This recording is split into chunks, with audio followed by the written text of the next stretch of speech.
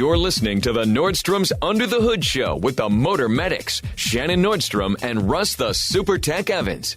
Shannon is an ASE engine and parts specialist, and Russ is an ASE Master Certified Technician with extensive factory drivability training. Join the Motor Medics for fun and free automotive advice with real-world solutions to everyday automotive problems. The Under the Hood Show is heard weekly on this and other great radio stations across the U.S. Find out how you can participate in the show by visiting underthehoodshow.com. With Russ Evans, this is Shannon Nordstrom, thanking you for tuning in to the Nordstrom's Under the Hood Show.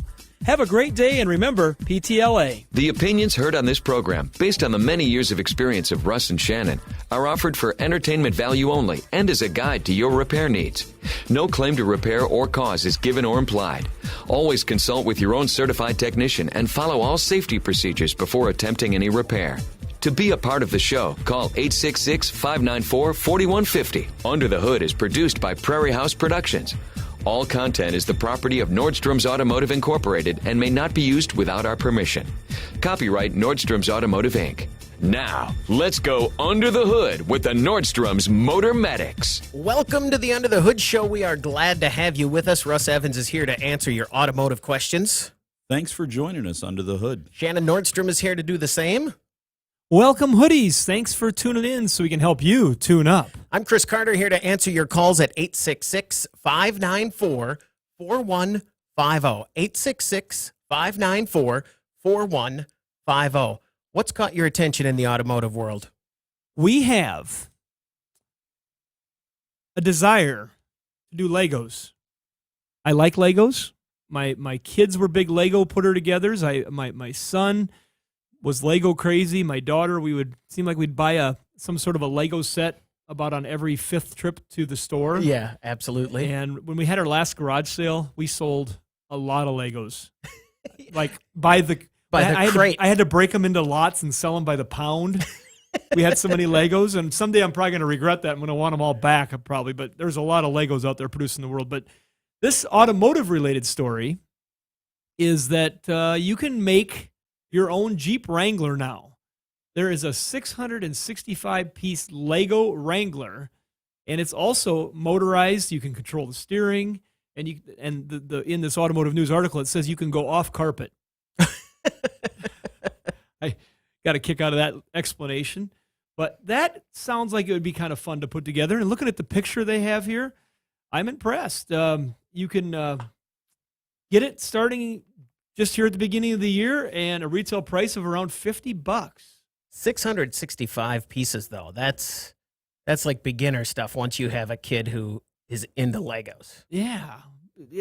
Although the $50 price point is, that's kind of low compared to a few that we jumped into. Absolutely. I remember looking at the one that was $179 or $120, like, what? Yeah. We're not doing that. And all of a sudden it's in the cart, like the next time we're in the store. We have a whole Star Wars tableau in the basement. We did. Do you lose all the little guys, or their heads gone, or were you able to keep it all together? In my case, no, we had it all together. Everything was its own thing. And then once the big piece was put together, he just broke it up and kept everything in one big bin, and he would, do whatever he would do. And then also go back and put the thing back together.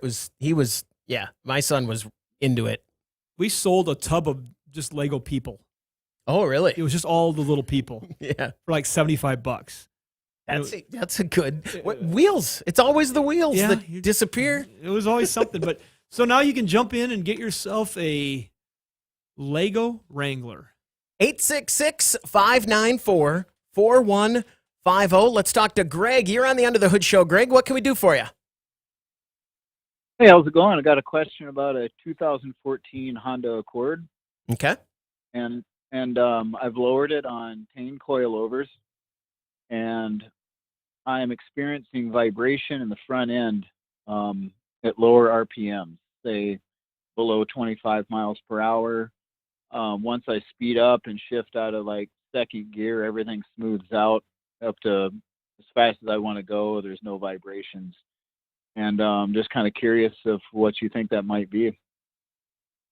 I think you might have it's possible you have a problem with an axle shaft, or You've got an engine mount that is a little weak on the engine. If there's any change in angle of the engine and transmission due to a mount or something like that, or any wear on a CV shaft, or when you lower them, it's going to change the angle of things. And so many people are lowering those without vibration issues, but the angle shouldn't be a problem. But if you've got a shaft that was slightly worn before in that tripod joint that's in the end of the shaft, and you submit it to changing that angle, that's what happens. And one way you can kind of tell, if you are exiting off of the interstate and you've got it, let's say in second or third gear, where it's got a load to it, like when you're taking off in first, but you're not going real fast, try giving it some acceleration as you're turning off of that off ramp. If you feel it there, like a little kind of shake, but then it goes away when you let off the gas, it's probably in an axle shaft. Okay. That's Good my to best know. guess. I just recently, my son and I we're going to fix up the car that he had in high school that got wrecked again, not by him. He sold it when he went to college. And so now we saw it come up on the auction again, and we bought it back, and we're going to fix it again. And so I'm trying to buy a front end clip for it. And as I was talking to the person that had one, he says, "Yeah, it's a pretty nice front end." He said, "For your car, it should have everything you need." He goes, "But both the inner fenders are bad." And I'm like, "Why are both the inner fenders bad?" And then I looked at his pictures of the original car, and he says, well, somebody had slammed it down to the ground, and they had taken it down so low that the tires had wore through and wore out the inner fenders because they had taken it down so low. So you can go too low if you got to watch all those rub points and make sure you're not doing that. Does that help you out there, Greg? It did. I really appreciate it. I was kind of what I was thinking, but I listen to you guys every week, and I figured I'd just give it a shot to see if you confirm what I was already thinking. So that's good. Thanks very much for the call. 866-594-4150. Let's take a break. When we come back, we want to hear from you. The phone number to reach us, again, 866-594-4150. You're listening to The Under the Hood Show.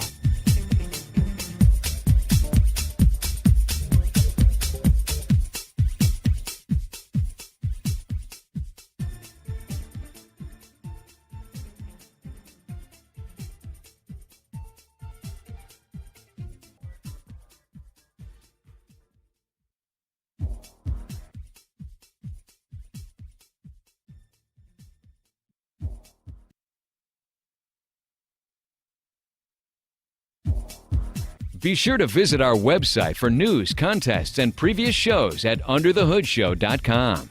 Welcome back, everybody. It's time to get back under the hood with the Motor Medics. Welcome back to the Under the Hood Show. The phone number to reach us, 866-594-4150. What else has caught your attention in the automotive world? Right to repair.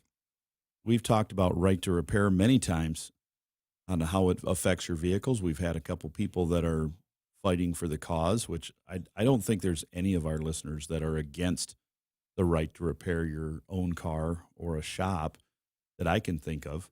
Now, let's talk about right to repair just a little bit, give kind of an overview of what it means, because of when you hear it, it can maybe mean different things to different people.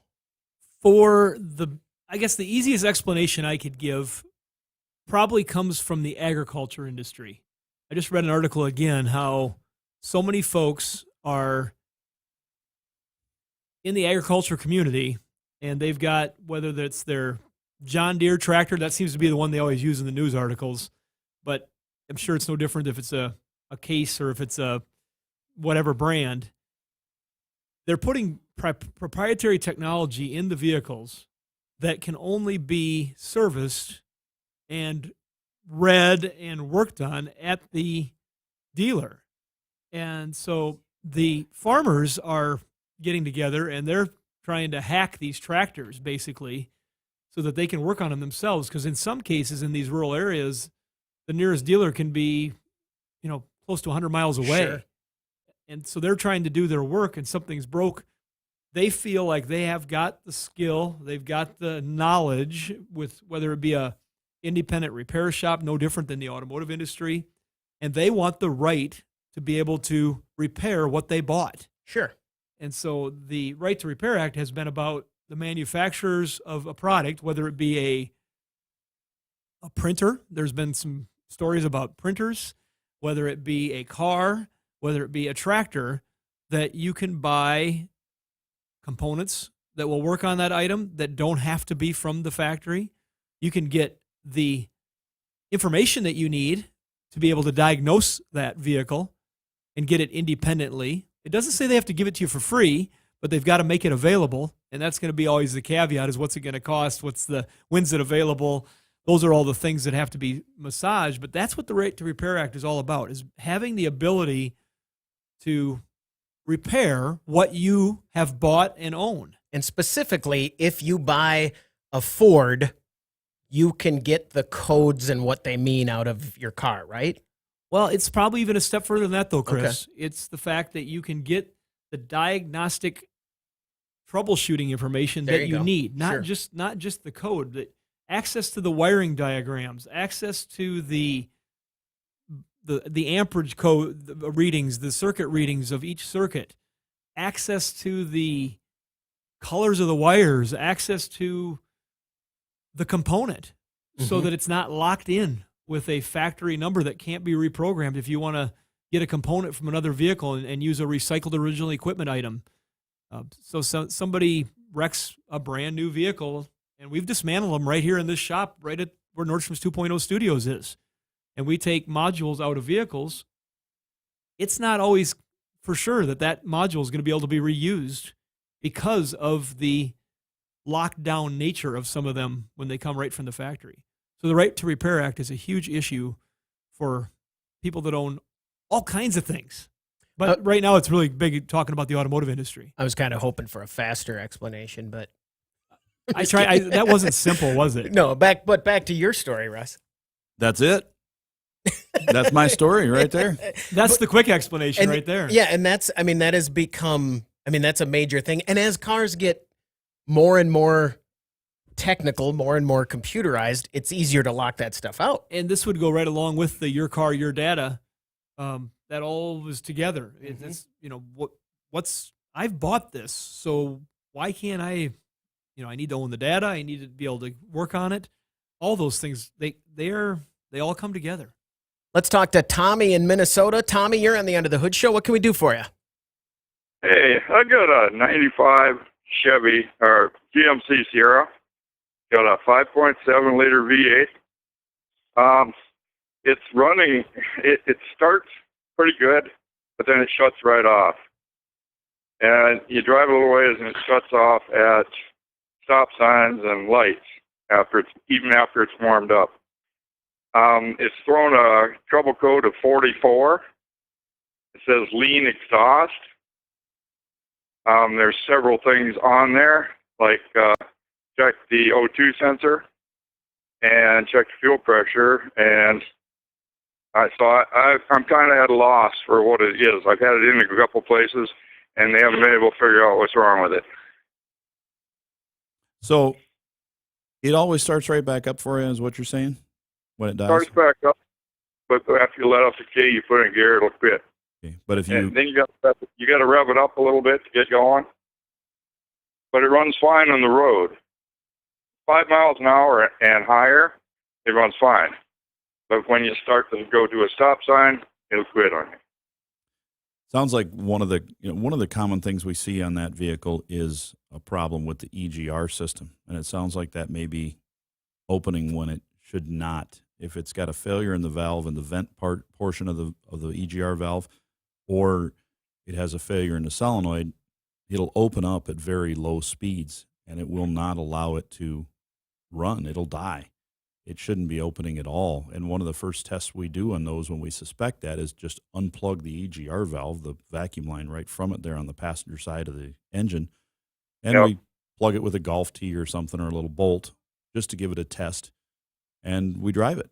And if it works fine, we know we've got an issue with it. Another thing, too, is you can just unplug the EGR and put your thumb over it, and if there's any vacuum on that at all at idle speed, when it's sitting there at a warmed-up idle, it shouldn't do that. It should be dead at idle. It should be venting, so we shouldn't have any suction on it. If we do, it's going to open that valve and cause it to die. And what's most common on those is people will say it runs perfect except when I put it in gear and try to slowly accelerate forward or backwards. Usually in reverse, it's worse. But it dies. So that's one thing we take a certain look at quickly on it in diagnosing that. Right. Does that help you out there? Yeah. I guess the thing that has been messing me up is that it's the check the fuel pressure. So I'm thinking it's like a fuel pressure regulator or something like that. But I never thought about the EDR valve. Yeah, that'll give you some codes in there you don't want. But that's definitely another reinforcement to the old rule where we say reading the code isn't necessarily always going to give you a fix. I still have people to this day call at the shop every few days. Hey, can you just tell me what's wrong with my car? I just need you to read it and tell me what's wrong with it. It's like, well, one, you want me to just read it so you can fix it on your own and use my time to do it? Right to repair. You know? Yeah, that gives you the right to go buy your own scanner and plug it in. But two, it's almost a disservice. Right. So they come into your shop, Chris, and say, Chris, just read the code and tell me what's wrong with it. Yeah, it says oxygen sensor. It's bad. Right. And then you go put one in it, yeah. and you say, I hate you. I just spent $200 and put this in, and it didn't fix it. Well, I didn't say I was going to tell you what's wrong with it. I'm going to tell you what the code says. So it gives you a good idea of what path to start looking down when that happens. Now, occasionally, sure, it says oxygen sensor, and that's exactly what it is. But things that can cause an oxygen sensor, a bad sensor, a bad wire, a vacuum leak, a mass airflow sensor that has failed, a leaking intake tube between the mass airflow sensor and the engine, leaking intake gaskets, low fuel pressure because of a fuel pump, a fuel filter that's partially clogged up, an engine computer failure, a problem with your coolant temperature sensor. So you following me? Are there any codes that are just straightforward? Oh, yeah. There's ones that say front airbag impact sensor, replace. That means it's detected a short in it. You have to replace it. Certain other ones on your engine, too, will come up as a hard replacement failure code. Internal RAM error in your computer. It's got a memory error. Sure. It's shot, garbage can, recycle it. Tommy, thanks very much for the call. Good luck. Let's talk to Melissa, who's listening in Nebraska. Melissa, you're on the Under the Hood Show. What can we do for you? Hi there.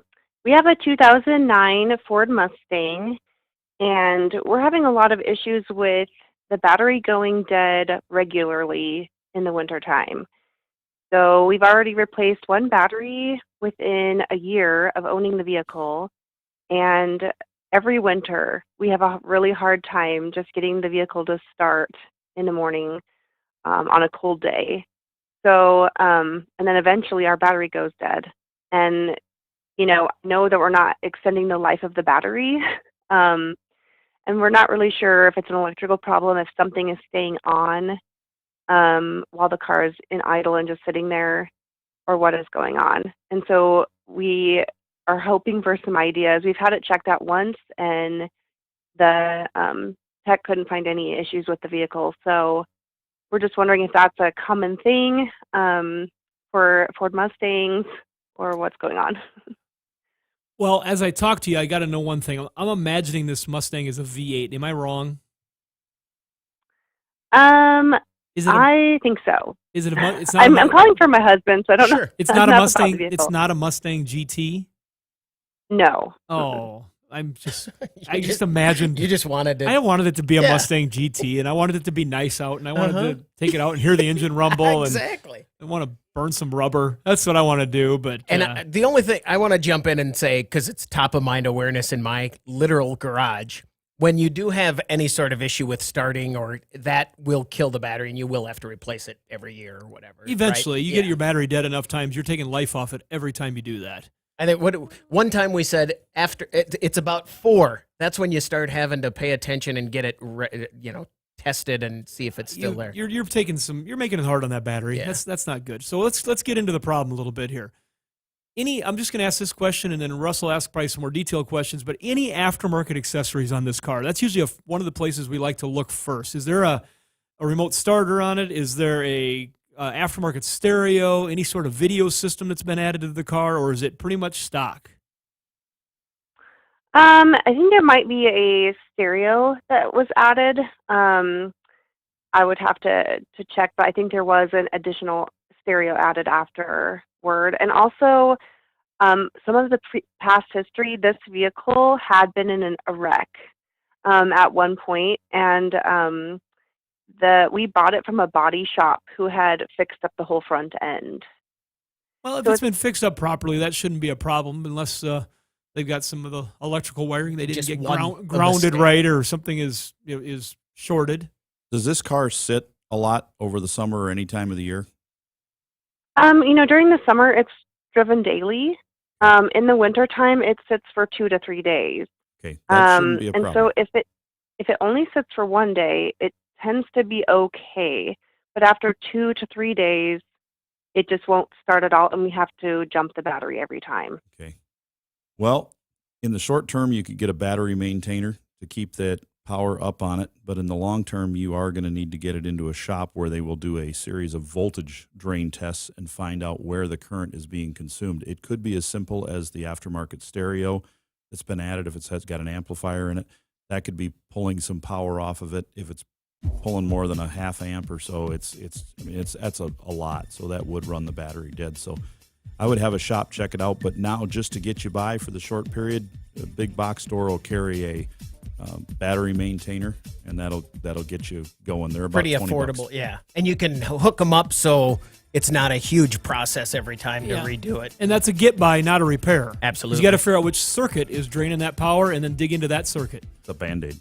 Melissa, thanks very much for the call. We're going to take a break. When we come back, we want to hear from you on the Under the Hood Show.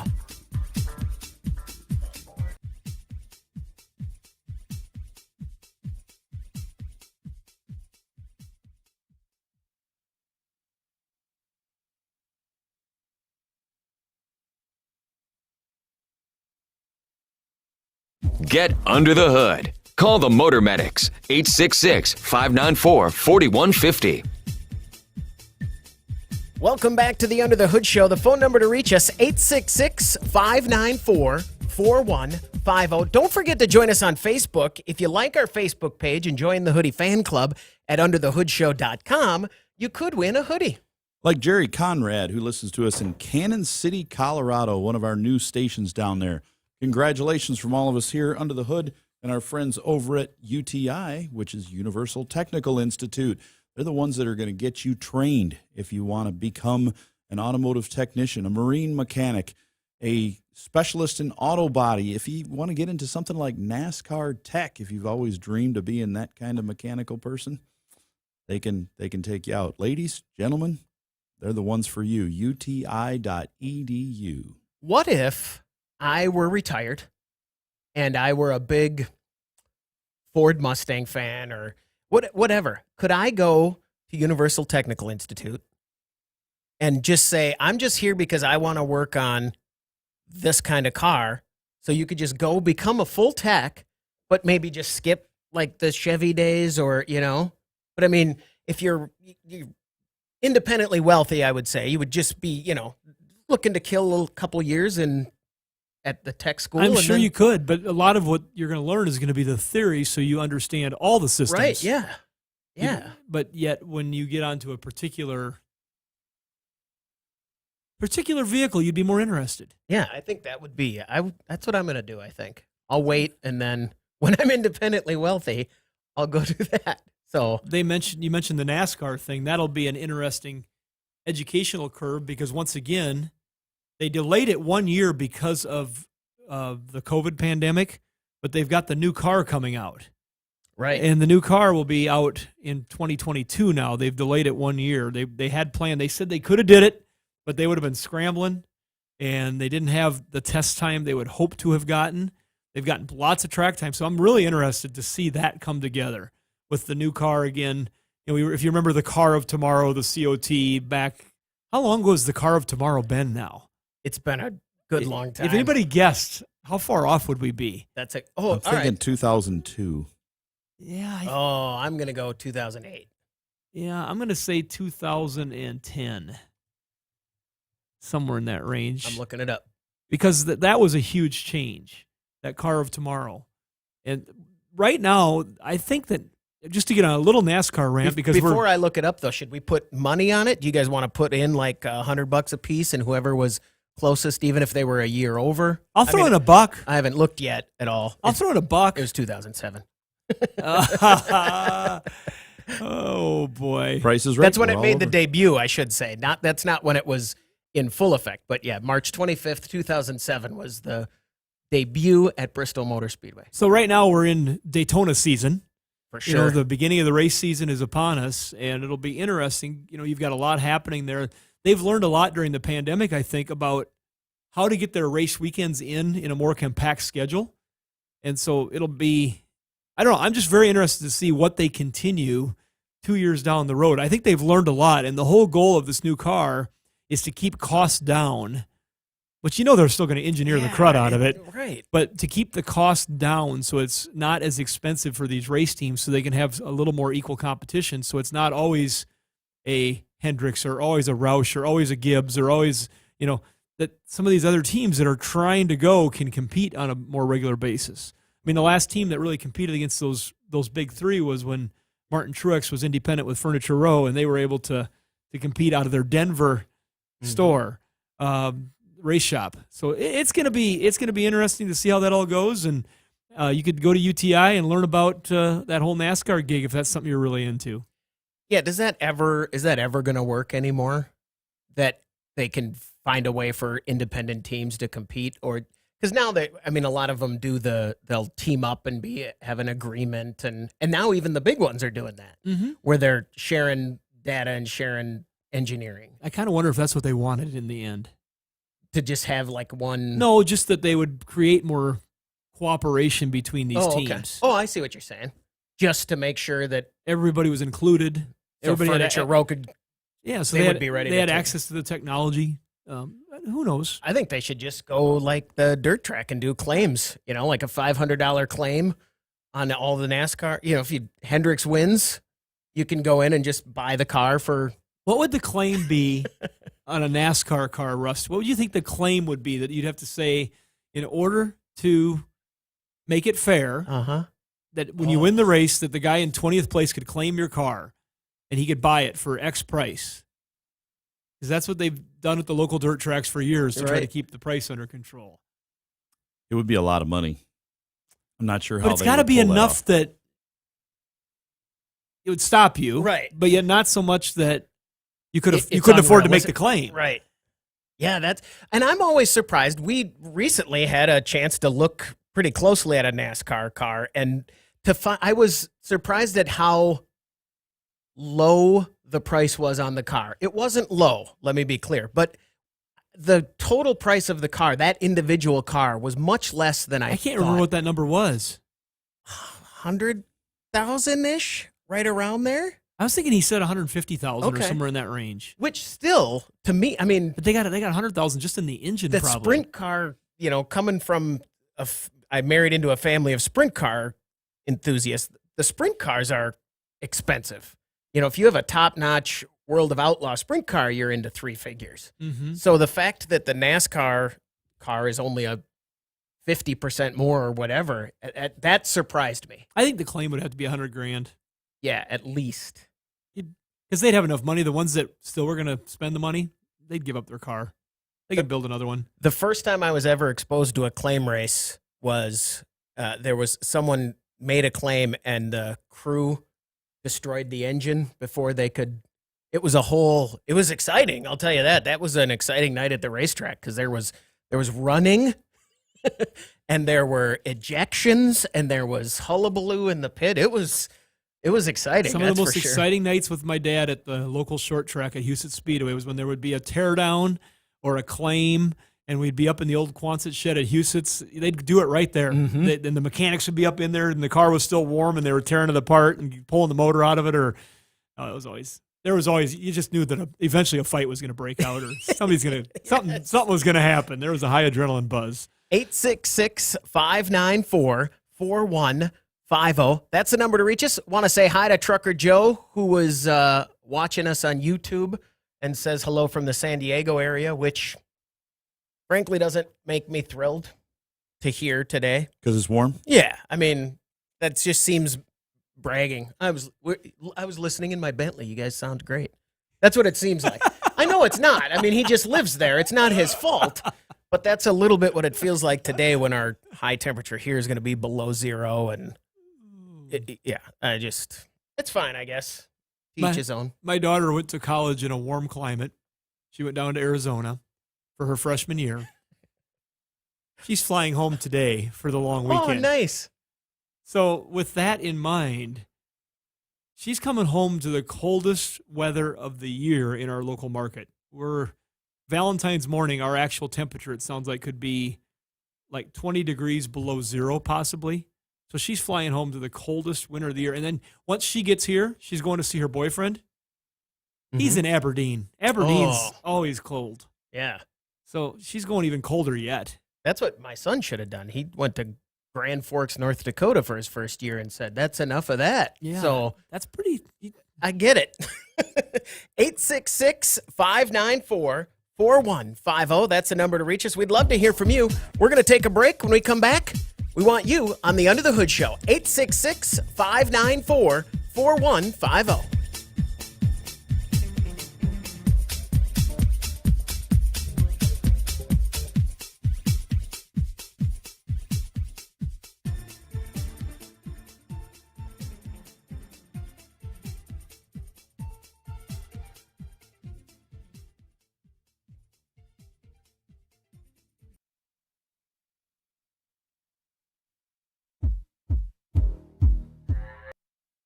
Get under the hood. Call the Motor Medics, 866-594-4150.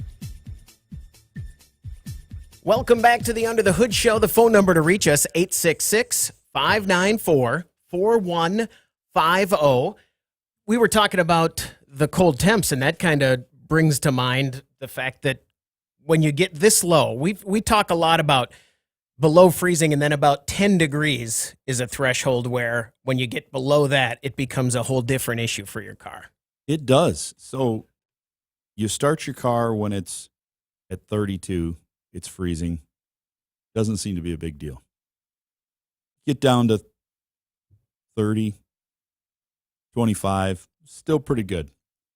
But when you break that magic number, whatever it is, and it's, for the different cars, it's a different number, but it's somewhere between 0 and 10 degrees is where it seems to be for me. That magic number makes a world of difference. That's when your car goes from starting pretty normally to, slower. And you're like, is it going to start? Because it's really cranking hard because that crankshaft is like you're churning frozen butter. It's turning that heavy oil. It's not what it is when it's just slightly warmer. And oil's just that way. It's just made up molecularly that way that when it gets to a certain point, it's just turning hard. And if you don't have a car in a perfect state of tune, what's going to happen to it? When it's cranking, it can't fire up right away. If you got a carbon buildup, it's just absorbed that fuel in there. It starts to drip in the cylinders. It's like a shower when it's too steamy. You get all that condensation basically, but it's fuel build up in there, and then it fouls out plugs. You got just a second where it has that split second to fire and run, or and flood itself out, and then you're done because it's not going to start. Some cars will fire, and then they'll quit. You can hold them all the way to the floor. It'll turn off the fuel. They'll start to fire, but then they'll quit because they don't have enough fuel. So you let off it, gives a little more fuel, then it fires, and you have to step it on the floor. So we've practiced this over the years. We've got it down to a science. You get a customer car that's sitting. It's worse when your car sits a couple days. You come home on a Friday night, your car sits Saturday and Sunday all day, and the high is above 0. You go to fire it up Monday morning, if your car's not in a good state of tune, it's not going to start. And that goes for a car that is 2 years old, that has 70,000 miles on it, that's been sitting out. These things just aren't going to start. If you got your car parked in an airport or a buddy's house for the weekend, yeah, it can be tricky. So you want to keep your car in good tune for the days when you might have that situation occur. We don't know when that's going to be. I don't know for a fact when I'm going to be having one of my cars sit for more than one day. It's usually started and driven every day, but there might come a time, if you get sick and you're home for 3 days, you don't want to add that to your, okay, I've been sick for 3 or 4 days, a week. Now my car's not going to start. So sorry, boss, can't make it to work today. My car wouldn't start. Why not? Well, haven't had it checked lately. When was the last time you had a tune-up? Never. How old is it? 10 years old. Your What? boss is. It runs good. My boss doesn't ask me that kind of stuff. Of course, I don't work. Right now, we've got a whole segment of our listening audience that is tuned out because they don't care about the cold, and they're going, "That's why I don't live there." No kidding. But I'm going to tell that segment of our audience, let's be talking about your air conditioner, making sure it's ready for the heat season coming up. That's your concern, Right. Same thing, right? Well, I wish that was my only Yeah, concern. it's not the same. But we're going off on a little tangent here for our cold climate where we're at because it is nasty. And then we talk about like I said, Russ has brought up many times the carbon buildups. If you haven't been doing regular fuel injection cleanings and using poor fuel, you start getting some of that carbon built up inside the engine. When it's cold, it just does not let that engine fire right. And so there's a lot of stuff that can go on that the cold weather just amplifies and makes it ugly. And you know what? Not just that crankshaft that's turning like butter. The seats are harder. When you sit down, the steering wheel feels different. I don't know. We talk about the temperature of the car. I know what my temperature is. Anymore, it's gotten a lot higher where my hands don't work right. Things don't move the way they should. Definitely the hands. 866-594-4150. Let's talk to Gary. You're on the Under the Hood Show. Gary, what can we do for you? Hey, how you guys doing today? Fantastic. Keeping warm out there? We're trying. That's good. All right. We've got an 09 Ram 2500, 5.7 Hemi, about 215,000 miles. Yesterday, it shut down, kind of sputtered, and no start. You crank it, it'll fire for maybe a second, and that's it. I'm trying to check the fuel pressure, but there's no test ports on the fuel rail. And there's no fuse in the fuse box that I can find for the electric fuel pump. Okay. Where do I go from here? Well, the first step we have on those, it sounds like you could have a fuel issue if it's just started and died like that. I would take the cap off the fuel tank, off the filler, and listen to that closely while someone switches the key to the ground position. Yeah, there's nothing in there. We tried that. Okay, because it's only no sound out of it. Only going to run for about 2 seconds when you first turn it on. But if you've got nothing there, it sounds like you've got a fuel pump issue. Now, that could come from the driver that runs it, or it could come from a failed fuel pump. And the way... Not the driver in the car, the driver in the electronic module, the power driver. Exactly. So what you need to do is we go right to the fuel pump module, we back probe it there, and test it and see if we've got any voltage when the key's turned on. If we have full voltage and ground there, then we know we've got an issue with the pump. If we've got nothing there, then we need to check the fuel pump driver module and go to that. Does that help you out at all there, Gary? It has a TIPA module in it, and that's a soldered-in relay. Where do I check the power at? I can't. At the fuel pump. You need to check it at the fuel pump, and if you've got... Oh, okay, I got to drop the fuel pump then, yeah. Well, you might be able to get to it just over the tank with it still in the vehicle. But if you check it and there's no power there, then we go up to the module where the connector is underneath and check it there just to make sure that we haven't had a mouse or something chew the wire or have it get chafed and rubbed through. And as far as the module goes, then it's not a repairable module. You've got to replace the unit, and that is... Right. It's totally integrated and totally replacement only. We have so many people that have problems. It's like, hey, I had a headlight not working. I got a fuel pump not working, all these things in there. I wish they would have kept it a little more separate or a lot more affordable when they came up with that. And I think Dorman has now created a plug and play system for that TIPM that you can buy, because I know they're buying the cores like crazy. When we dismantle vehicles, they're looking for the removed cores all the time, so they can get them back and have them ready for whatever process they're putting them through. But there's definitely a market that is growing out there for that. Does that help you out there, Gary? Is there any? Go ahead. Yeah. Is there any way of knowing which plug it is on the bottom of that module? Yes. There's probably 150 different wires under there more, but Yeah, we talked about right to repair earlier, and thanks to that and the negotiations with that with the general, the normal automotive makers, not tractors anyways, you can get all the manuals for these vehicles. They're all available, and a lot of that stuff is online. So many people have had issues with these. The other day, I just happened to pull one up looking for a picture of something, and there were several diagrams out there for those plug-in connectors on the bottom. So you should be able to find that on the internet with a very quick search to tell you which pin and which connector goes to that fuel pump. You may not be able to find every pin in the connector, but it should tell you where that one is because it's pretty common. And when you start doing general searches on something like that, and you're not using like the system that Russ has at the shop where they actually can go in and they know they're on the exact year, make, model with, the package that it has and everything. When you get on the internet, just be very cautious that you do a Google search and you find tip-on wiring diagram and hit images. Right. There'll be something there. Mm-hmm. Make sure it's for yours. Right. Because they start bringing things that are similar and close. And as you go further down the page, you're a little further disconnected from what might actually be yours. And there's times that none of them are yours because nobody's ever put that out there. Gary, thanks very much for the call. 866-594-4150. That's the phone number to reach us. And when we're talking about, talk about a little more about the cold and the heat and how that does matter. Well, because you guys are doing you have something going on right now with that, don't you?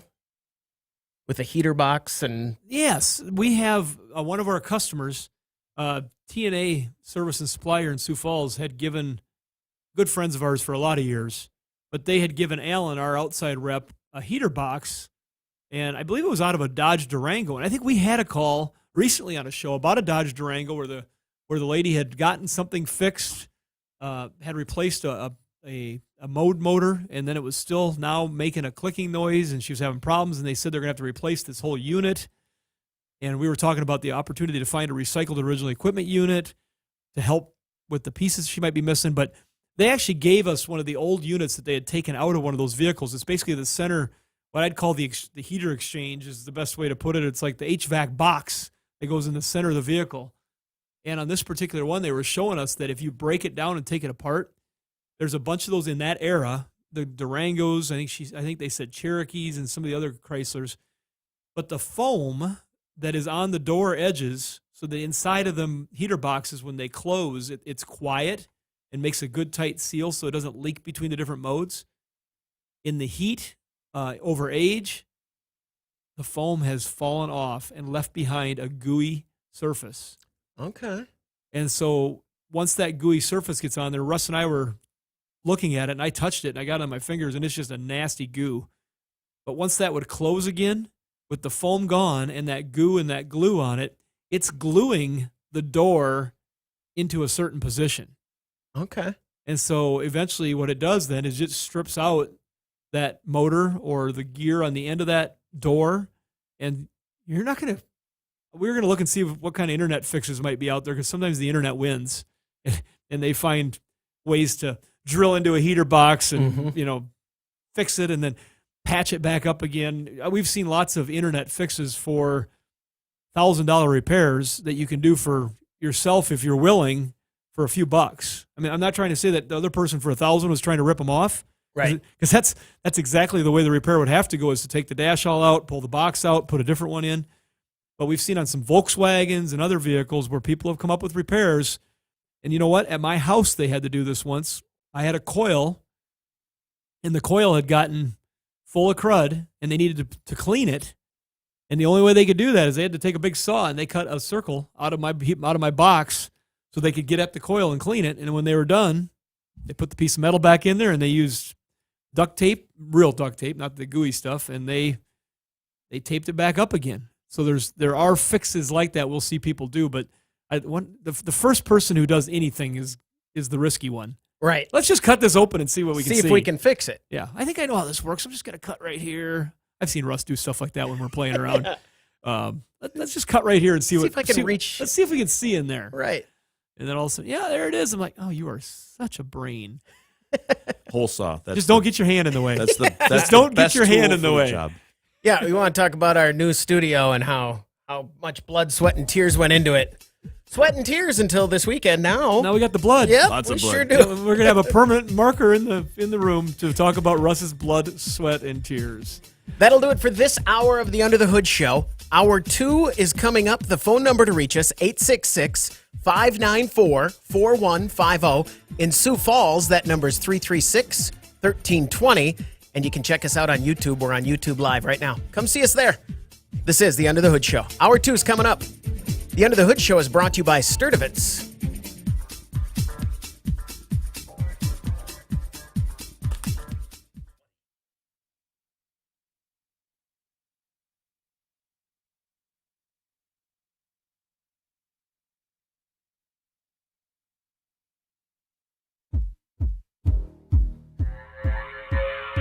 You're listening to the Nordstrom's Under the Hood Show with the Motor Medics, Shannon Nordstrom and Russ the Super Tech Evans. Shannon is an ASE engine and parts specialist, and Russ is an ASE Master Certified Technician with extensive factory drivability training. Join the Motor Medics for fun and free automotive advice with real-world solutions to everyday automotive problems. The Under the Hood Show is heard weekly on this and other great radio stations across the U.S. Find out how you can participate in the show by visiting underthehoodshow.com. With Russ Evans, this is Shannon Nordstrom, thanking you for tuning in to the Nordstrom's Under the Hood Show. Have a great day, and remember, PTLA. The opinions heard on this program, based on the many years of experience of Russ and Shannon, are offered for entertainment value only and as a guide to your repair needs. No claim to repair or cause is given or implied. Always consult with your own certified technician and follow all safety procedures before attempting any repair. To be a part of the show, call 866-594-4150. Under the Hood is produced by Prairie House Productions. All content is the property of Nordstrom's Automotive Incorporated and may not be used without our permission. Copyright Nordstrom's Automotive, Inc. Now, let's go under the hood with the Nordstrom's Motor Medics. Welcome to the Under the Hood Show. We are glad to have you with us. Russ Evans is here to answer your automotive questions. Thanks for joining us under the hood. Shannon Nordstrom is here to do the same. Welcome, hoodies. Thanks for tuning in so we can help you tune up. I'm Chris Carter here to answer your calls at 866-594-4150. 866-594-4150.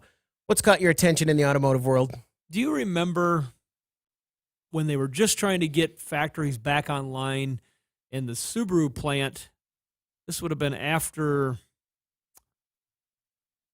they had the weather event that ended up taking out a nuclear facility, and they had all the problems over there. Fukushima. Yeah, thank you. I couldn't think of the exact name, but you're so good for that. Not me. Sometimes. Usually I can rely on one of you two, but they couldn't get the cars shipped because they were short of a glove box component. It's all it takes is one thing to stop a car from getting built. So, I mean, if I'm building cars and nobody has any lug nuts, you're kind of stuck. I can't put the wheels on the car. Yeah. And we're not going to market without lug nuts on the car. Well, this is not the problem. Lug nuts are available and in full supply. The glove box components right now at this time seem to be in full supply. But I was looking at an article that was originally from December in Automotive News, and they were just starting to chirp the signals about concern with semiconductor shortages coming out of China that we're going to slow down auto production. Mm-hmm. And the Volkswagen plant was one of the first ones that noticed it, and manufacturers like Continental and Bosch were starting to tell them, we're having a hard time getting semiconductors that we use to build our modules. And by the way, these are the modules you use to build your cars. Right. So to me, that seems like a next level problem that they are working their way through now. As we fast forward to where we're at now after the first of the year, the problem has continued. It's hit more auto manufacturers, and there are certain vehicles that have had big delays because they can't get the modules that they need to build the cars. And these cars are so heavy on modules. We just recently dismantled a 2021 Sierra Denali HD diesel, just stripped it down to the bare shell. Mm-hmm. and the number of modules that they had laying out to figure out what they all were and get them inventoried and get the pictures taken were just incredible. Next time that happens, get a group picture. I should have. I don't know why I didn't. I know Dustin, the dismantler, did a great job taking that vehicle apart. He has one of the larger bottom toolboxes, and the whole top of his toolbox was covered with modules that he had taken out of that vehicle. And so this is it's a real deal. So something else that everything ends in disruption somewhere. But this is a disruption that is affecting the automotive industry right now, is a semiconductor shortage. 866-594-4150. Let's go to Oregon and talk to Patrick. You're on the Under the Hood Show. Patrick, what can we do for you? Yeah, good morning. I have a 2014 Honda Odyssey, and my driver's side's electric sliding door is not latching correctly. It closes, looks like we've made it, and then it reverses back out as if it's hit something, but it actually hasn't hit anything. The latches in those vehicles, we've had a few of them prone to failure. We've seen more than we'd like to see that fail, but we've also had calibration issues with those as well that cause problems. If it wants to reverse, if it sees a person's hand or arm or something obstructing that door to prevent injury, a lot of vehicle windows will do that now. They used to just break the mechanism when that would happen, but now they've got reversing, kind of like your automatic garage door opener, almost exactly the same thing. It senses something in the way, it goes back the other way, but this does it through a load instead of a optical sensor. But it could be the latch as well. The first thing to do would be to get it in where they can check that.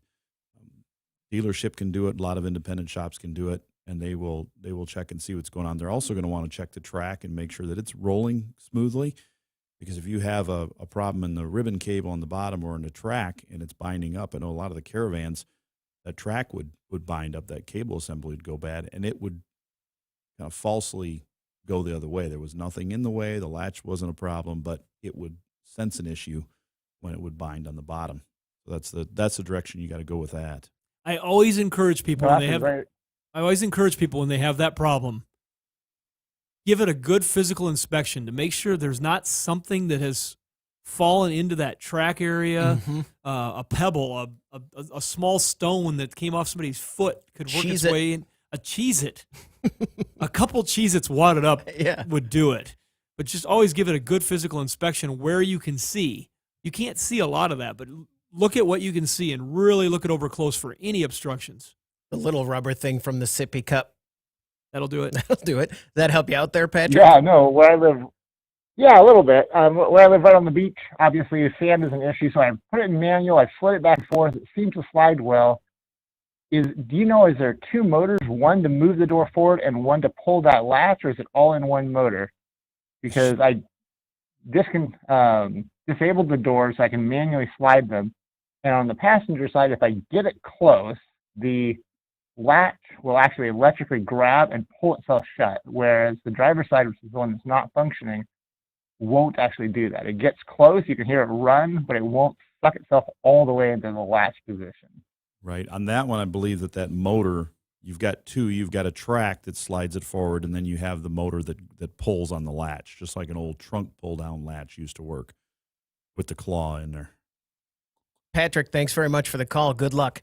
I just want to say, this conversation that we're having about this door, if you had had that conversation when this show started in 1990, it would be the same as when we talk about electric cars and self-driving cars now. We'd say, well, just slam it harder. Yeah, just remember when you were a kid and you had to get a running start? Door, the automatic door that grabs it and pulls it. Did the 1990 Lumina van, APV, or Transport ever have a power door? It did not, did it? I don't think it did. 90, that would have been the Montana, the Pontiac was like 98. Yeah, I think that you got to get into that next generation of van, that 97. Before they got a power door availability. I thought it was totally amazing when I saw my first power door on a handicapped accessible van. You'd push the button and you had to hold it down and it would open the door for you and close the door. I thought, that is so cool. It's electric. Crazy. And just the left sliding door on vans. Let's go back to Oregon and talk to Troy. You're on the Under the Hood Show. What can we do for you, Troy? Am I on? Yep, you bet.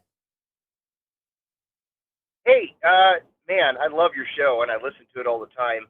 Thanks. I feel very mechanically inclined, but I've got a 2011 F-150 EcoBoost 4x4 crew cab, and about a year and a half ago, I started getting the dreaded P0016 code, and when I contacted the Ford dealer locally, they were like, oh, it's a timing chain, you got to replace it. So I did a little research on it and found that it was the driver's side bank intake sensor throwing the code. And so I went ahead and replaced that about a year ago and unplugged the battery and everything and had the whole system reset. And it was good for about a year, and then it started coming back again. And so I went back to the dealer, and they said, I went to two dealers. We have one 15 miles away and one in town, and both of them said, yeah, it's a timing chain stretch at 122,000 miles, and you need to have it done. Well, they want to charge, about $4,000 to do it. And I was like, well, it's hit or miss. And so I replaced the sensor again, and now I haven't had any problems for about 3 months again. And I just can't imagine that the chain, if it's that stretched, would reset itself for a year, for 3 months. So I'm perplexed at this point. You're absolutely right. The chain is not going to reset itself. You may have a problem with the sensor, or you also may have a problem where the wear on the chain is damaging the sensor. If you see any physical damage to it, then yes, that's bad. But if you pull it out and there's no damage there, I wouldn't suspect the chain being the cause. Now, since you already know how to get that sensor out of the front of the engine there, if you get on YouTube, just like we're on YouTube now, and search, it just won't be on our channel yet, but someday. It shows you how to measure the timing chain slack. And you do that by pulling the sensor out, and you can measure the slack in the chain and find out and give yourself comfort in knowing that if they tell you it needs a $4,000 chain replacement, that if you decide, well, I'm going to let them do it, at least you know for a fact it's bad and how bad it is. So you can make that decision. Most places out there are going to be very straightforward with you, and it's not something they really want to do. So they're probably not going to be too excited to sell it to you if it really doesn't need it. But if it does need it, yeah, it's got to be replaced. At some point, it'll get so bad if the chain is that stretch where it's truly causing that code and failing, it could jump a couple teeth, and if it does, it could damage the engine very severely. So you want to just verify yourself that is the problem. That help you out there, Troy? It helps a little bit. So on my engine, I've got 4 sensors, two intake sensors and 2 exhaust sensors, and they're on the very back of the motor towards the firewall.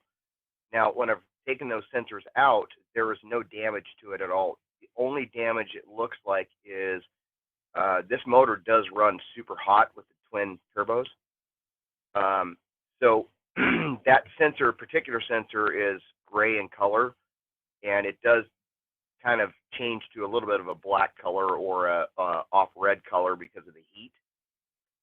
And then I guess the other option is they said you can hook it up to an OBD reader if you have the right program, and it'll tell you the slack in the chains between both sides. Is that correct? Yeah, an offset, they call it a TDC offset. It'll tell you what the percentage of is in there, and that is a very important tool to use as well. Easier than taking it apart. Is TDC still stand for top dead center? Mm-hmm. So there you go, Troy. What's that? There you go. Well, I really appreciate that. Hey, thanks. Thanks very much for the call. 866-594-4150. We're going to take a break. When we come back, we want to hear from you on the Under the Hood Show.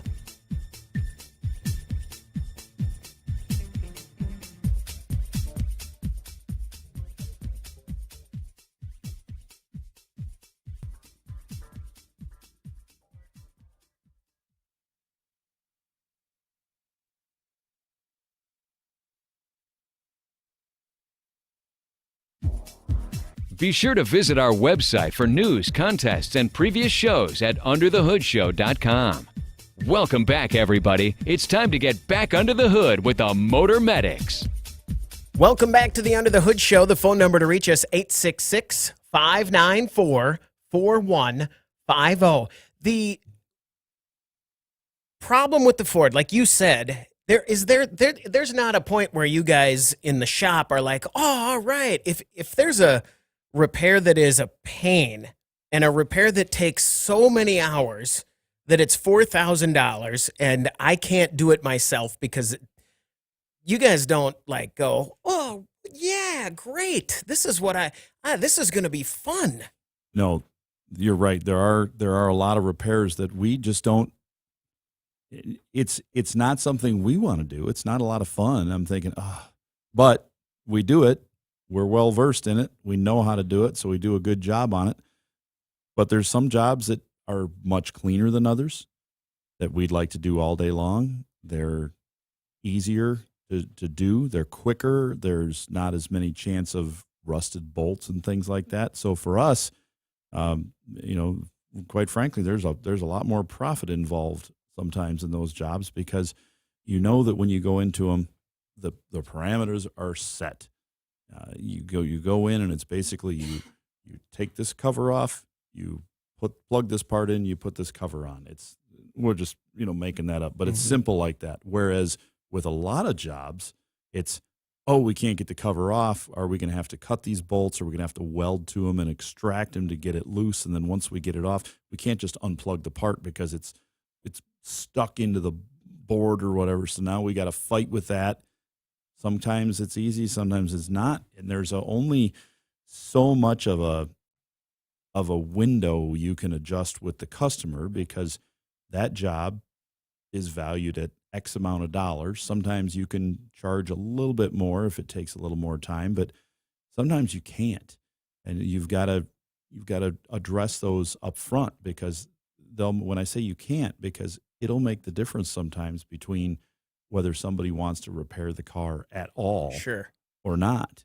And if one shop says, well, I can do that job for $5,000 because I know it's going to be hard and that's what it's worth, and they just say, no, I don't want to get it fixed. And the other shop says, I can do it for $3,500.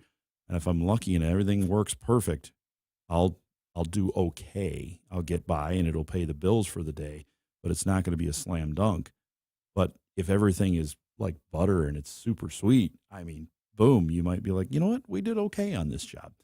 But after decades of doing jobs, we've got a pretty good handle on what we know is going to take longer. And there are just a few jobs we tell them it's not going to be easy. If for some reason it's a little easier than we think, you might save some money, but it's going to be expensive. And if you don't want to fix it, just don't fix it. Because there's a lot of rust involved in cars. There's very few places in our country that don't have that to deal with. And I envy those people. Yeah, can you imagine? It must just be great. I can, because my daughter lives in an area of the country that is almost 100% rust-free. When I've gone through auto recycling yards, U-Pull-It yards and things there, I will not see a lot of old vehicles because they've been scrapped, completely crushed off the road, or they're still on the road. But of the ones that are there, there's no rust there.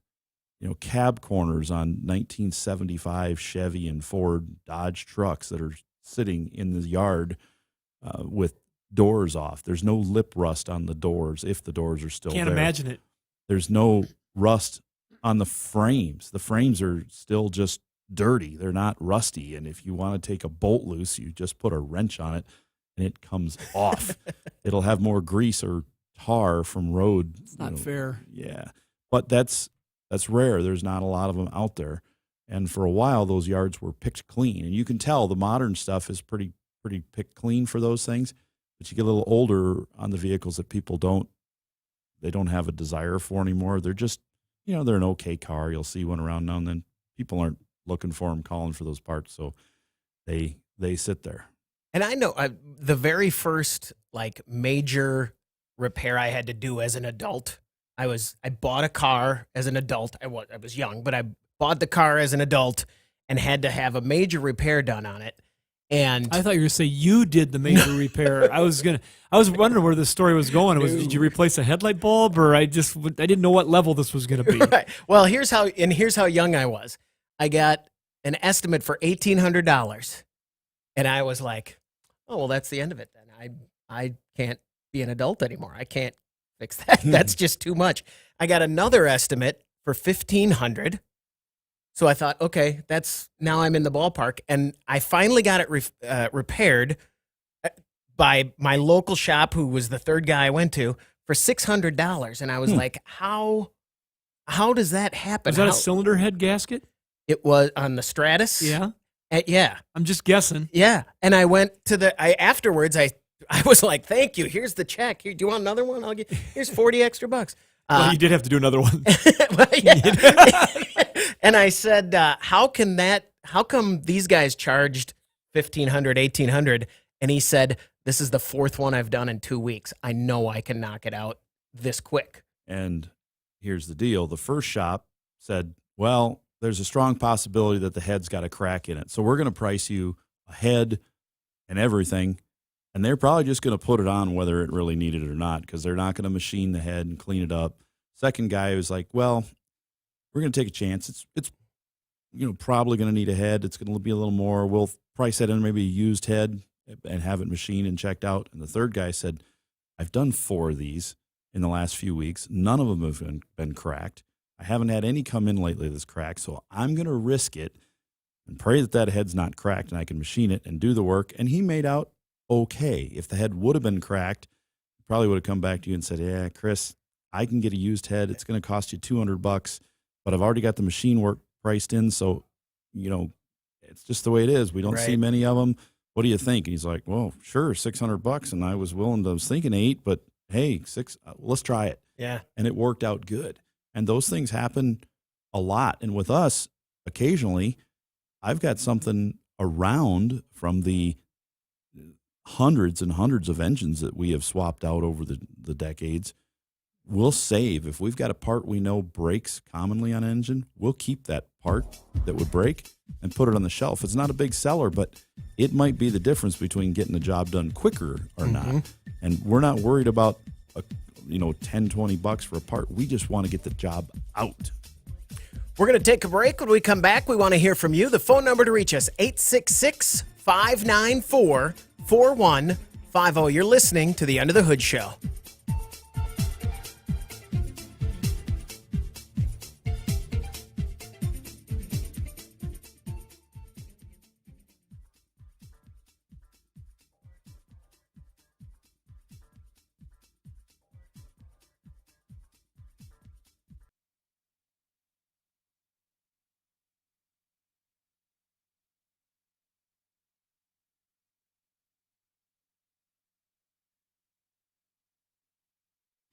Prepare to learn something. You're going under the hood. Welcome back to the Under the Hood Show. The phone number to reach us, 866-594-4150. Russ Evans, Shannon Nordstrom are here to answer your questions. I'm Chris Carter, here to answer your calls. And don't forget, if you join us on Facebook and join the Hoodie Fan Club at underthehoodshow.com, you could win a hoodie. Like Joni Peterson from Osage Beach, Missouri, listening to us where it's slightly warmer than here, but it's still cool enough this time of year. I'm sure they're longing for the summer and the, like it says, beach, Osage Beach, Chris. Oh, I know. Brought to our friends over at UTI have provided that hoodie for you. Universal Technical Institute, automotive career. You got to start somewhere, and that's with UTI. They're going to get you trained. They're working right alongside the manufacturers. They've got that information. There's a lot of stuff out there that the average guy doesn't know that they can teach you about in those classes. And that is a place where you can go, whether you've been in a shop for a while, you're a kid that's been doing it, or you're someone who just wants to start a new career. At any level, you can end up there and with a career. I could go there. I could go there now and take training on current model cars. Mm-hmm. I have to do that now. My current regimen is a lot of studying on stuff that comes out, reading about it, looking at the cars, and we're blessed to have some brand new vehicles come through here. 21 models, 2021s come in that we look at, so we can see some of these systems sometimes before they're even broken enough for the dealership to have to start looking at the vehicle and tearing into it. So we see those, but it's much easier for you. UTI.edu, they can take care of you. As an experiment, you and I should both go through the program, and then when we're done, see what happens. I'm sure they'd take care of us. Yeah, that'd be neat. You'd be like, nah, I'm not doing this gig anymore, Russ. I'm going to be a mechanic. Yeah, no kidding. 866-594-4150. Let's go to Georgia and talk to Bob. You're on the Under the Hood Show. Bob, what can we do for you? Hey, good morning. I am working on a 99 Olds 88, trying to replace the heater core, and I cannot get to the clamps with my vice grip pliers. Is there a special tool to handle the GM hose clamps? Yes, it's in a tight space. It's actually made for any type of those spring-loaded clamps. It makes it very easy to do. I believe the part, you can get the cheaper tools. They're around $40 or so. And that's something here. I just head down to my local Sturtevant store because I know they've got those. They've got a large selection of tools. And it's a device that consists of a handle that looks like a pair of pliers. And attached to that is a cable, like a throttle cable or brake cable on a bicycle type thing, where you got that little plastic cable. And on the other end, it's got two little levers attached to a little rectangular shaped frame. And you just slip that over the clamp down underneath because you don't need to get the pliers in. And then you use your other hand to squeeze the handle and it pulls the clamp down. So you can get in and out, and you can. I really need one of those. Yeah, oh, they're amazing. So many years I spent with a pair of the actual pliers designed for that, and they got better. You could use them at multiple angles, but on that car, you can barely get the tool in there at just the right angle and hold it with one hand while the other hand has to squeeze it. Sometimes there's one person up top holding it while the other person on the bottom. Yeah, that's no good. You want that cable clamp. Or the cable-driven type pliers. Let me guess, Jake had one of those a long time ago. Oh, yeah. Like when they first came out. He probably bought one the day they came out. First day on the truck, they probably said, hey, Jake, we got a new tool. There's a lot of those tools I've seen, and I thought, oh, you know what? If I could come up with this tool, I'd be rich. Well, I learned that the people that come up with those tools don't really get that rich except for the tool company. Sure. And it's just another tool to keep moving forward. Does that help you out there, Bob? And what do you call it? I'll tell you exactly what you call it. You call it a flexible hose clamp pliers. I typed in hose clamp and it filled in the rest, and they're $20 to $50 depending on which one you want. If you were watching us, okay, very well worth it. For sure. When you've heard us over these years say that we've never had computers in the studio. We've never had any we don't have any manuals or anything here. As far as Shannon and I, we just give the answers. We do the things. We get some news articles on paper, but that's it. So now, if you were to watch us on YouTube, which you can now, you could actually see that Chris does have a computer because he's got 1, 2, 3, 4, 5, 6, 7 monitors to look at. 8 if you count the big one. But he's always got something going on. But he can look up things like pliers, which is nice. But for us, we're still on our own. I wonder how many people have thought, I wish they made a tool for this. Oh, they do. It's $30. I'm not going to buy that tool. And then they're wishing they had it right away. And then they buy it, and it's like, oh, that's the best $30 I've ever spent. Exactly. Bob, thanks very much for the call. 866-594-4150. Let's talk to Jim. You're on the Under the Hood Show. Jim, what can we do for you? Oh, I'm working on a 95 Ford Ranger with a 4-liter. And heat gauge in the dash does not work. So I put in another heat gauge in the dash, and it still does not work. I put a manual heat gauge in there, and it runs up to 190. But then about 160 on the manual heat gauge, the vehicle loads up with fuel, and then you got to run it fast to get it over that to get it to unload the fuel in it. Does that manual heat gauge in the dash have to work for that gas sensor to unload? Yes. So what you're saying, I understand what you're saying. So what is happening is if you do not have the coolant temp sensor, the electric one, in the engine computer cannot tell what the temperature is of it. And it will run like it's cold and needs to be super rich. So it's going to be adding a ton of fuel. So you do need the electric sensor installed in that in order to make that work. So if you wanted to use one on a dash, to have both, you would need to have like a T in there to run them both, or you would need to put that manual sensor in another location. Sometimes there's a bolt bolted into one of the heads that you can take out and put your manual gauge in there and still leave the electric one in, but the electric one's got to stay. I've got the electric one in the dash, and I got the manual one in the dash, because when I got the vehicle, the heat gauge in the dash did not work. So I put in a new sensor, everything in the intake. Mm-hmm. Then it did not work, so then I put a manual one in the intake with it.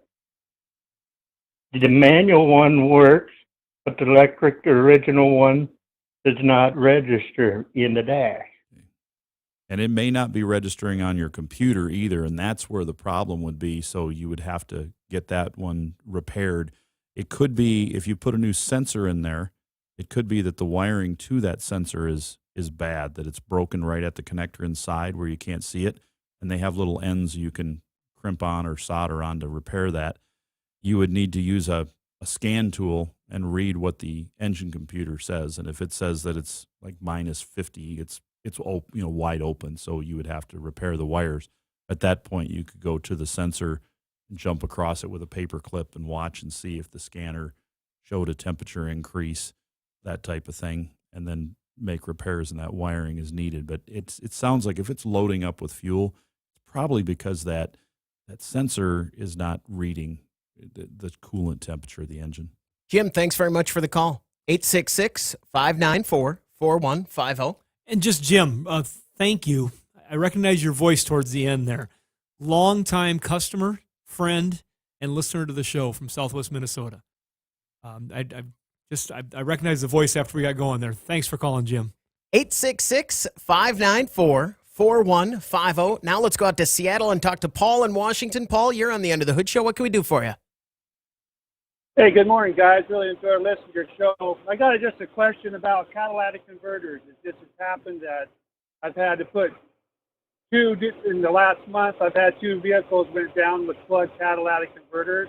And my question would be, is there something that we can be doing that they don't get plugged, or is there a way to clean them out with some type of a cleaning solution that I've seen on the internet?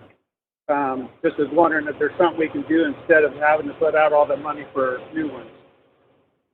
What kind of vehicles, if you don't mind me asking? One was a Trailblazer, and another one is a Nissan Titan. Okay. Does that tell you anything? Well, it just was more of my interest level to see, because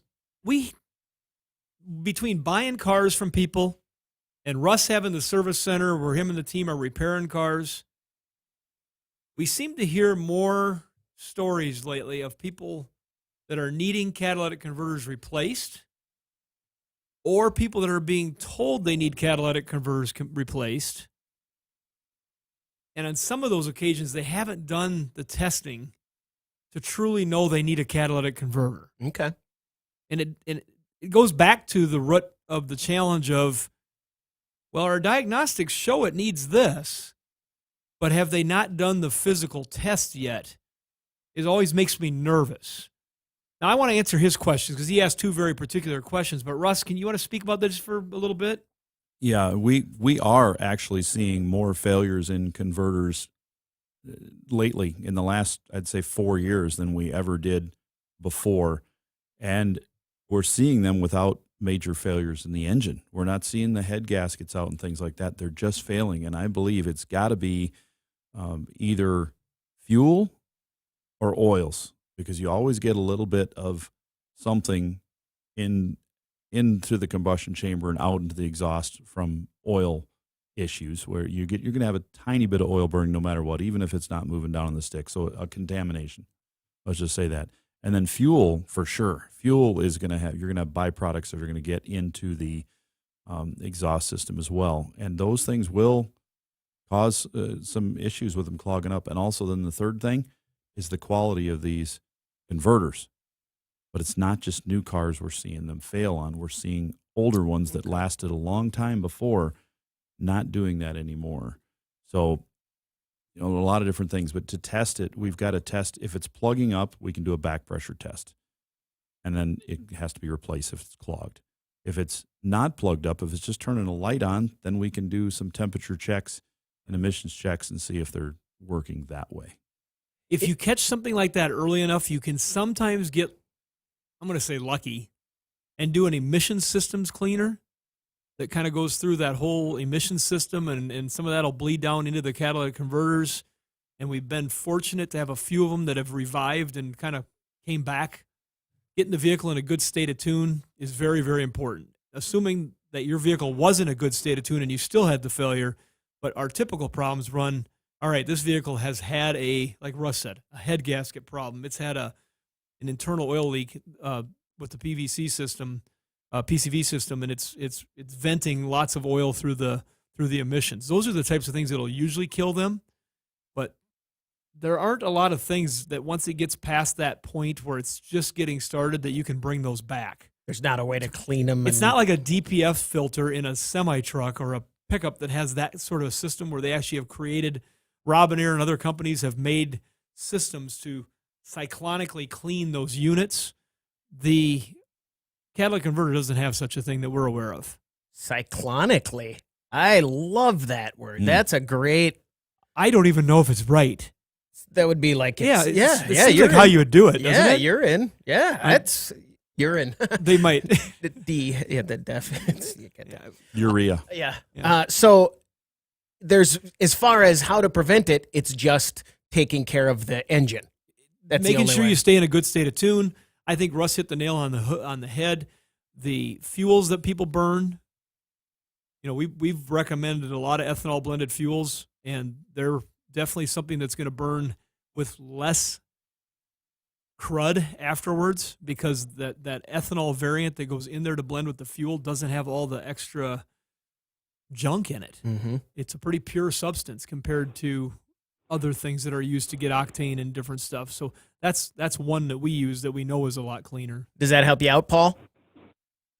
Yes, it does. I just thought it was interesting that both of them were right around 150,000 miles. The Trailblazer actually had been in the shop a couple times because it was making a whistling sound, and we finally, with my daughter's car, and she says it was losing power and fuel consumption was really poor, and then this whistling sound just kept getting worse and worse. So we actually had a cracked manifold on the Titan. Actually, I just bought it, and I'm only put 300 miles on it, and the check engine light came on twice, and I took it back to the dealership, and they did whatever they said. But whatever they did, they said that the front catalytic converter was plugged. So I'm happy that they're going to split the cost with me on that, so we can get it taken care of. Yeah, we've seen a few of the Nissan Altimas with a number of catalytic converter problems. There was actually quite a bit of talk about that, but haven't heard a lot on other Nissan products as a rule. So that is interesting. What year a Titan was it? 205. Okay, so it is older. Yep. But yeah. Interesting. Well, thank you for calling. I hope we helped you out a little bit. Thanks very much for the call. We're going to take a break. When we come back, we want to hear from you. The phone number to reach us, 866-594-4150. You're listening to the Under the Hood Show.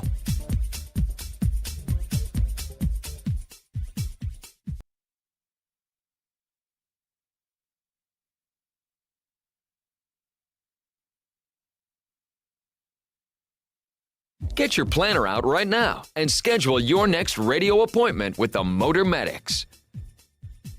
Welcome back to the Under the Hood Show. The phone number to reach us, 866-594-4150. Couple messages coming up on YouTube.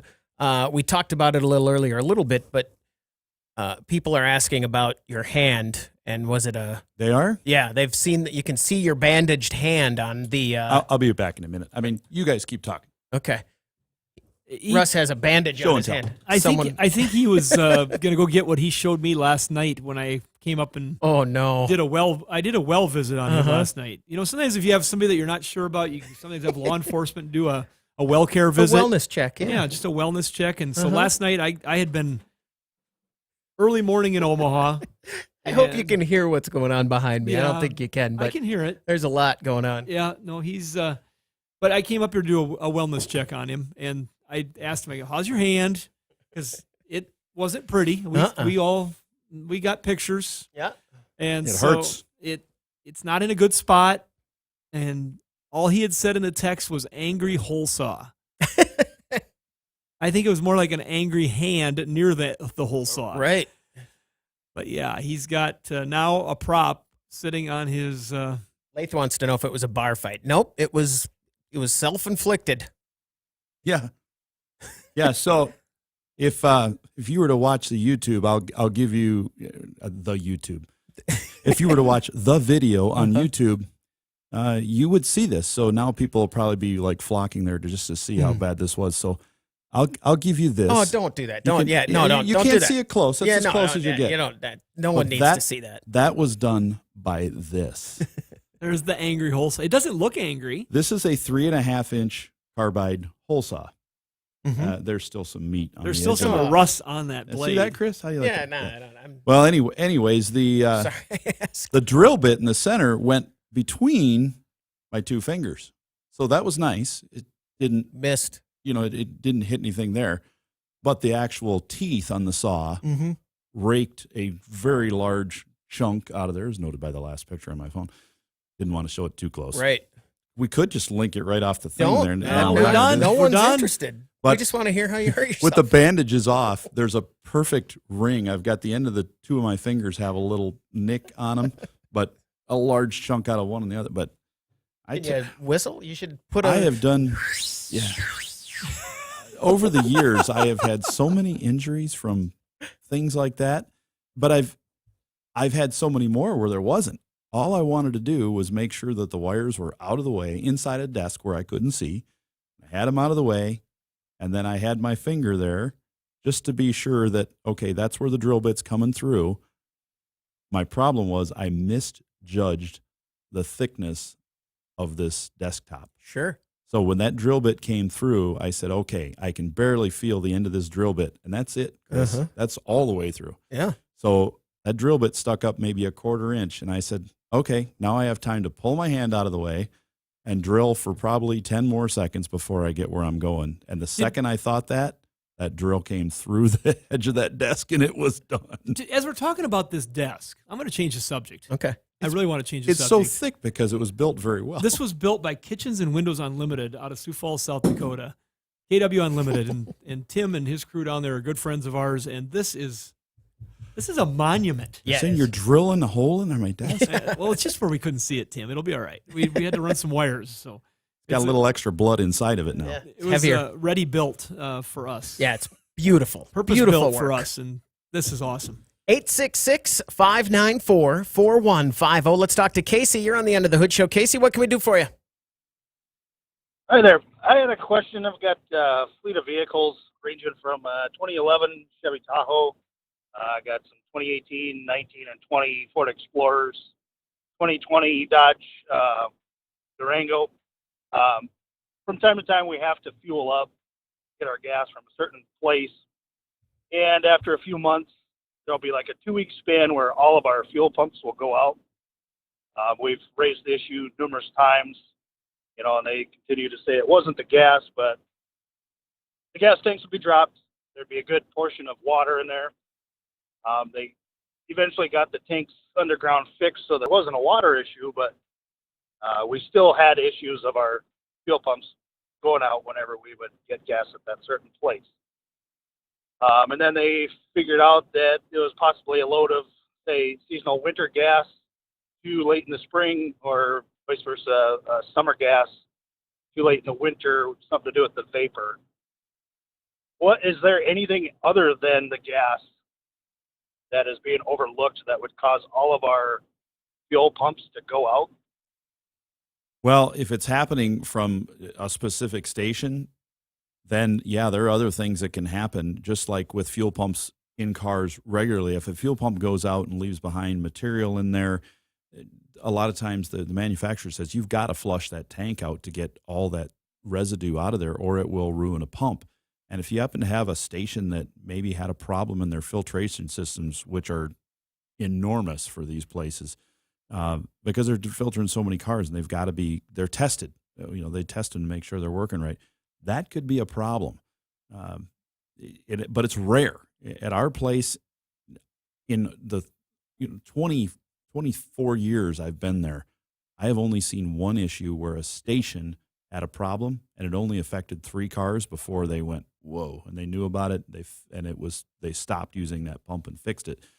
So to have a repeated issue, I happen to know of one in another state, quite a ways from here, that had a repeated issue that they would get water in the tanks every time it rained, and they also got some dirt in there, and that silt ended up causing some issues. So, as far as other issues with that wide of a variety of vehicles, there's not too many other things to look at. Mm-mm. And the vapor issue and the seasonal fuel issue, I don't think that's a thing on the pump. I'm just telling you that.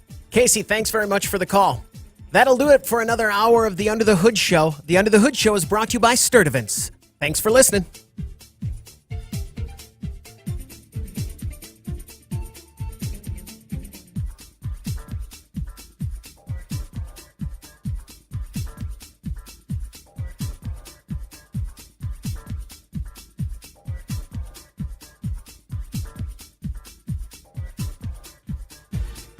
All right, that'll do it for this edition of the Under the Hood Show on YouTube. Thanks very much for watching. What? Wait, YouTube. Oh, yeah, we're here now. We're still here. We haven't gone anywhere yet. So if you're on YouTube and you wanted to talk to us, you can right now if you wanted to give us a call, because we're... What are you doing? What are you doing coughing right into the mic? Isn't like cable TV now where I can just get a little looser? Oh, yeah, I guess, yeah. We don't have to be quite so proper. That's a good point. Yeah, you're right. I mean, Go ahead. Cough away. Can I pick my nose? But we'll have to be quiet so it goes camera to you. Or do you want to do it off camera? I wanted to do it off camera. Okay, all right, then you're good. So, I mean, I think with this YouTube system we have, I could blast a pretty big gas pass. It wouldn't change the camera to me. There goes our ratings. Yep, write it down. And it's going to think that the last person that talked was the one that actually farted. That's a good point. It was you now. I mean, you were talking for a while there, so it's going to be like the Cheetos commercial on the Super Bowl. Wasn't me. Thanks for everybody. Thanks if you're tuning into the YouTube live or you're catching it afterwards. We appreciate it very much. And what do they do that on the guys? They always say subscribe. Hit the bell. Hit the bell for notifications and click the subscribe button. And tell your friends in the comments below. That's what they all say. You really went into the big radio voice. Yeah, well, we watch some YouTube. At my house, YouTube has become the go-to channel when the whole family is watching. They go-to instead of YouTube? Yeah, but that is like when we're all in the living room, we go, hey, let's turn on YouTube and see what's going on, and we'll watch recaps of hockey games and best plays of the week in the NFL. And just all sorts of things that lead us down paths that are fun as a family. We watch all sorts of stuff that we wouldn't. Do you say, let's bring up the YouTube?